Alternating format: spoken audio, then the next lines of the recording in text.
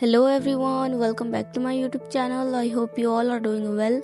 आज मैं lady devil मंगा के चैप्टर 15 को एक्सप्लेन करने वाली हूँ। पिछले चैप्टर में हमने देखा था एनेट की तबीयत खराब होती है और वो सो जाती है। तभी ग्रिसेल्डा उसके कमरे में आती है। जब एनेट की आंखें खुलती है तो जॉन्स वहाँ पर नहीं था क्योंकि उसने उसे एक संदूक में छुपा दिया होता है।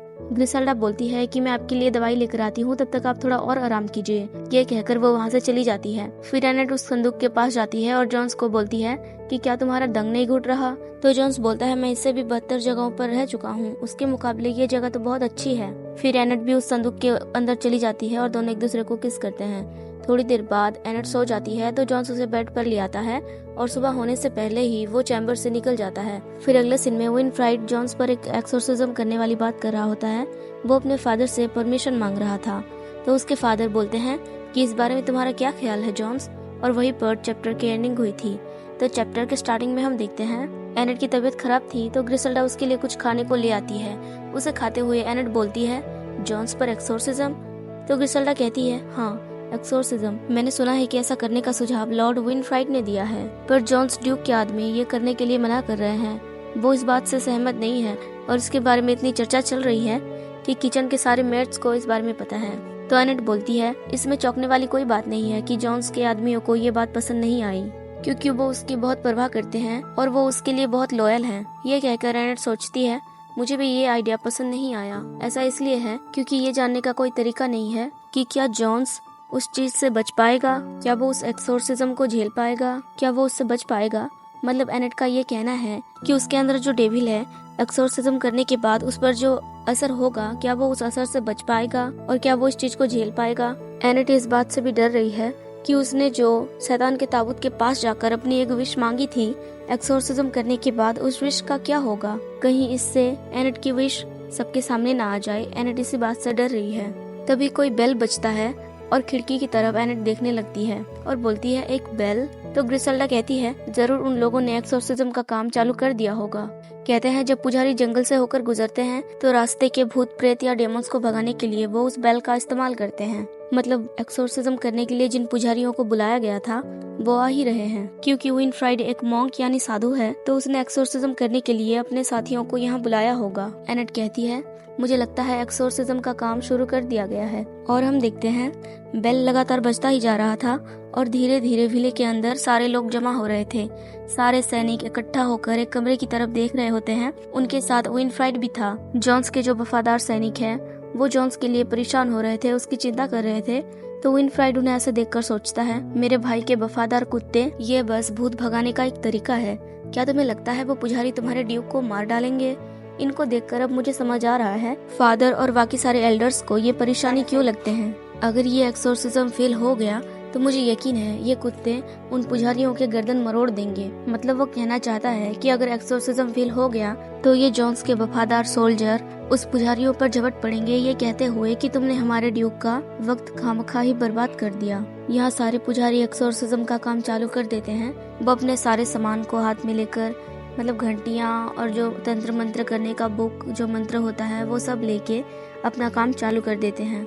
और जॉन्स को एक बेड में बिठाकर उन्होंने उसके हाथ बांध दिए होते हैं और उसे मंत्र से भी बांध दिया होता है। फिर वो बेल बजाकर मंत्र पढ़ते हुए अपना काम शुरू कर देते हैं। यहाँ एनेट अपने चेम्बर पर लेटे हुए सोच रही होती है ये मेरी जिंदगी की सबसे लंबी रात है। हालांकि मैं जॉन्स के बारे में बहुत फिक्र कर रही थी, पर मेरे अंदर कहीं ना कहीं मुझे इस बात की भी चिंता हो रही थी कि एक्सोर्सिज्म करने के बाद मेरे विश का क्या होगा, उस पर क्या असर पड़ेगा। ये सब सोचकर मुझे नींद नहीं आ रही थी, लेकिन फिर भी मुझे ठीक से पता नहीं था कि मैं सबसे ज्यादा फिक्र किस बारे में कर रही हूँ। तो ऐसे ही सुबह हो जाती है और ग्रिसेल्डा एनेट के चेम्बर पर आती है तो वो बेड पर नहीं थी क्योंकि वो नीचे बैठी हुई थी। ग्रिसेल्डा उससे कहती है माय लेडी अब नीचे क्यों बैठी है, वैसे भी आपकी तबीयत खराब है। तो एनेट बोलती है मुझे नींद नहीं आ रही थी।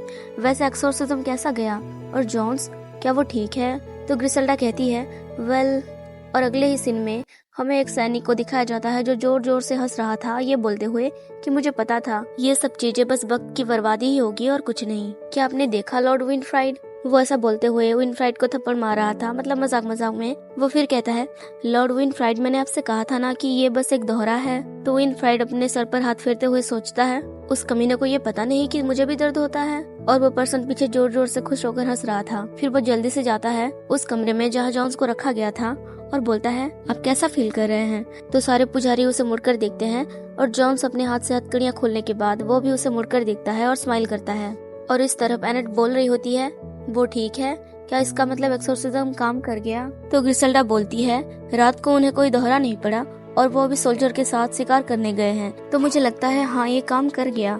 तो एनेट बोलती है हाँ मुझे यकीन है वो ठीक है। और पता नहीं क्यों वो अपने कंधे को स्क्विच करके पकड़ती है।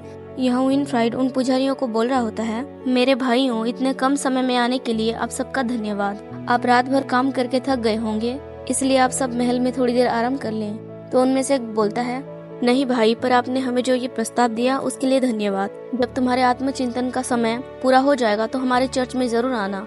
ये कहकर वो निकल जाते हैं। विले से थोड़ी दूर जाने के बाद एक मॉन्क बोलता है भाइयों चलो जल्दी चलें, मैं थक गया हूँ।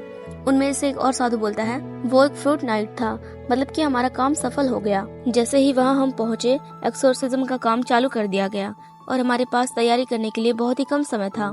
तो दूसरा साधु बोलता है हाँ, पर हमें इतना अर्जेंटली क्यों बुलाया गया, जबकि ड्यूक तो बिल्कुल ठीक ठाक ही लग रहे थे। ऐसा लग रहा है जैसे हमने अपना एक दिन बर्बाद कर दिया। तभी आगे चल रहा आदमी बोलता है भाइयों क्या तुम्हें एक्सोर्सिज्म करते वक्त कुछ फील हुआ, कुछ अजीब सा। तो वो दोनों एक दूसरे को देखने लगते हैं और उनके पीछे एक आदमी जो चल रहा था वो इतना थक गया था कि वो चलते चलते ही सो रहा था। उसे बहुत तेज नींद आ रही थी। फिर वो दोनों बोलते हैं हाँ बिल्कुल, ये बहुत अजीब था, वो बहुत कोऑपरेटिव था। मतलब वो जॉन्स के बारे में बात कर रहे हैं। मतलब जब वो एक्सोर्सिज्म कर रहे थे तो जॉन्स उनका पूरा साथ दे रहा था, उनके साथ कोऑपरेट कर रहा था और एडजस्ट कर रहा था। उन्हें लग रहा था कि वो जॉन्स एक्सोर्सिज्म के लिए मना कर देगा क्योंकि उसे अपना प्राइड बहुत प्यारा है और क्योंकि वो एक ड्यूक है तो वो अपनी मर्जी चला सकता था, उन्हें ऑर्डर दे सकता था, वो उनके साथ दुर्व्यवहार कर सकता था। लेकिन उसने बहुत अच्छा व्यवहार किया। वो पर्सन बोलता है वो दिखने में भी काफी अच्छा था और उसका बिहेवियर भी काफी अच्छा था। अगर यही अगला ग्रैंड ड्यूक बनता है तो मैं ये करने कभी नहीं आऊंगा।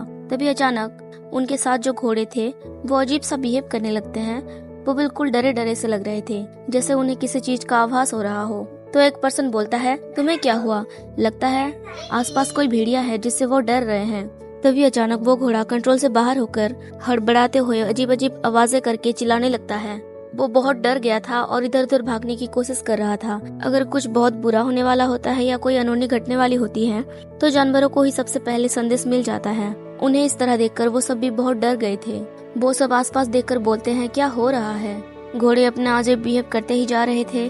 तभी जोर से चिल्लाने की आवाज आती है तो एक पर्सन मुड़कर दिखता है तो उसके सारे साथी बिल्कुल गायब हो चुके थे। वो जोर से चिल्लाकर बोलता है भाइयों तुम सब कहाँ चले गए। तभी वो घोड़ा और जोर से चिल्लाता है और दौड़ते दौड़ते वहाँ से भाग जाता है। वो बेचारा आदमी इतना डरा हुआ था कि वो डर से कांप रहा होता है और उससे वो बेल नीचे गिर जाता है जो वो भूत प्रेत को भगाने के लिए इस्तेमाल किया करते थे। वो उस बेल को पकड़ने की कोशिश करता है और वो उसे पकड़ भी लेता है। फिर वो उस बेल को बजाता है पर उसमें इतनी हिम्मत नहीं थी कि वो उस बेल को ठीक से बजा सके। वो उसे मुश्किल से 2 ही बार बजा पाता है और देखते ही देखते माहौल बिल्कुल शांत हो जाता है। अभी थोड़ी देर पहले जो हल्ला मची हुई थी वो बिल्कुल गायब हो चुकी थी और सब कुछ बिल्कुल शांत हो गया था। वो डर से हाफ रहा होता है और जंगल की तरफ देख रहा था। तभी वहाँ कोई आता है और उसे देखकर वो आदमी बोलता है तुम, जैसे वो उसे पहले भी मिल चुका हो। और अगले ही पल वो जो भी था वो उस आदमी के टुकड़े टुकड़े कर देता है। और ये खबर गुस्तव कस्टल में भी पहुंच जाती है कि जिन पुजारियों ने एक्सोर्सिज्म परफॉर्म किया था बिना किसी निशान छोड़े वो सब बिल्कुल गायब हो गए।